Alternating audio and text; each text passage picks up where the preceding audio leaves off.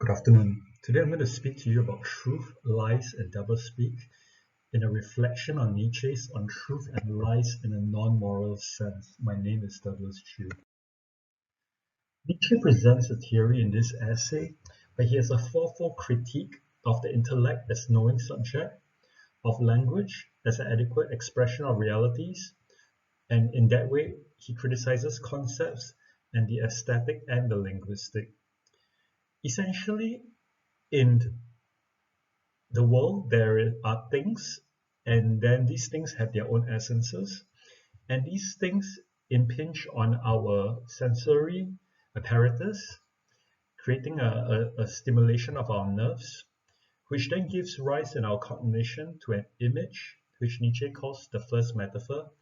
And then when we try to convey this image to others, we use sounds or words, which will be the second metaphor.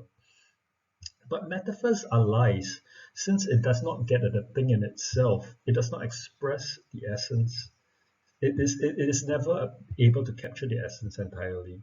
And language is based on metaphors entirely. Hence, language is really a human convention. It is a social contract that we use to communicate between two people or more people, and it is not based on truth. This essay is about a disregard for truth in an epistemological way. Since language is not an adequate expression of realities, it is a malleable tool. A rose by any other name smells as sweet, says Shakespeare, but does it really? Because language can be loaded with emotive force. We can, for example, use language to cause insurrection by using words like we are fighting a righteous war against the forces of darkness. We can use it in a form of poetic license where we do not literally mean what we say. For example, he stole my heart. And then we have doublespeak, which is a form of poetic license. Within the social contract of language, words do have meaning, even though these meanings may never or may not be exactly capturing the thing in itself. A liar is a person who uses words to create something, to make something that is unreal, real, and in that way, the society will cease to trust him, according to Nietzsche. So I want to look at one of these instances of something akin to lying, which is doublespeak. What is doublespeak? Doublespeak is a language used to deceive, usually through concealment or the misrepresentation of truth. This term comes from George Orwell's 1984, where it is a conflation of two concepts that he has in the book, which is newspeak and doublethink, to form the word doublespeak. Doublespeak destabilizes the conventions of language. It is, in that way, an abuse of language. So, doublespeak is, in a way, an extension of Nietzsche's model. From sound, we get words, and then we then get even one step further away from the reality of things with doublespeak. A good way to understand what doublespeak means is to look at examples, and I'm going to use some recent examples. For example, in Singapore, we recently had a circuit breaker rather than a lockdown. And the minister at the press conference to announce this said that the government had a rethink on the matter, when instead of just admitting that they were wrong, well, they had a rethink. So they were, in that way, admitting liability. More common examples will be how firms right size. They say that they are making the company the right number of employees when really they are retrenching employees.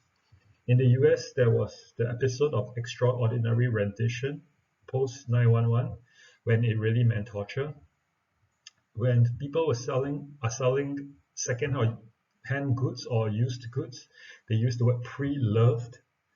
And during the financial crisis of 2008, they spoke of non-performing assets when they really mean that this is money that they're never ever going to be able to see again. What is the problem with doublespeak? It's a disregard for social convention and the social contract. It undermines people's understanding of what is going on around them. And when they finally do understand the doublespeak, it creates a distrust. Since if truth is going to be malleable, how is one going to be able to know what is true at all? Doublespeak is really just a couple of steps away from outright blatant lying. So why is this done? For example, in the case of the COVID-19, it could be explained as a wish to avert panic. It could be used to justify some actions.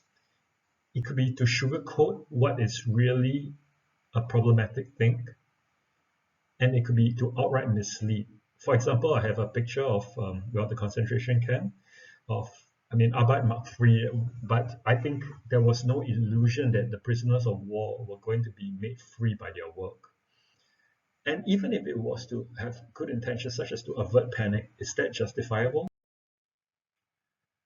Conclude that Nietzsche is presenting how the notion of truth is already on shaky ground, even if on a very fundamental way, even if we use words in as truthful a way as we can, we are already on shaky ground. And the problem is exacerbated when we manipulate the conventional meaning of words for rhetorical and propaganda purposes, using doublespeak to create political outcomes.